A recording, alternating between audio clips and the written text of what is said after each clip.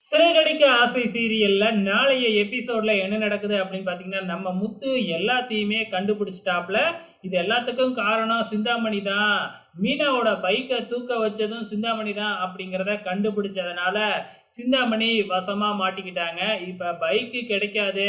ஏன்னா, அத திருடுன உடனே டைரக்ட்டா வெளி மாநிலங்கள் பீகார் சைடு அனுப்பிச்சிருப்போம். அதெல்லாம் திருப்பி கிடைக்காது. இந்நேரம் பிரிச்சு அக்கா ஆக்கியிருப்பாங்க அப்படின்னு சொல்றாங்க.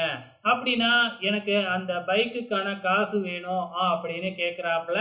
இப்ப அந்த திருடுனவங்களும் முத்துக்கிட்ட மாட்டிக்கிட்டாங்க இல்லையா?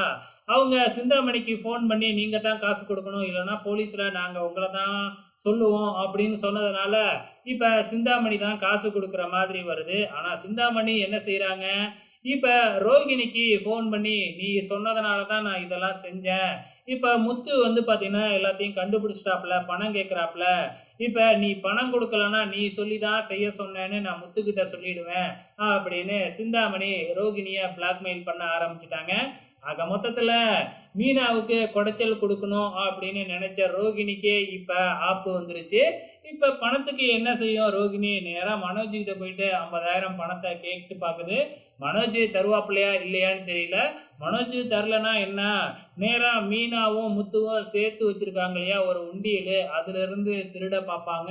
அப்படி ஒரு வேள திருடி அந்த பணம் முத்து, மீனா கையில வந்ததுன்னா, கண்டிப்பா அந்த பணத்த வச்சு இந்த பணம் நம்ம உண்டியல் காசாச்சே அப்படின்னு கண்டுபிடிக்கிறதுக்கும் வாய்ப்புகள் இருக்கு. பொறுத்திருந்து பார்க்கலாம் என்னதான் நடக்க போகுதுன்னு.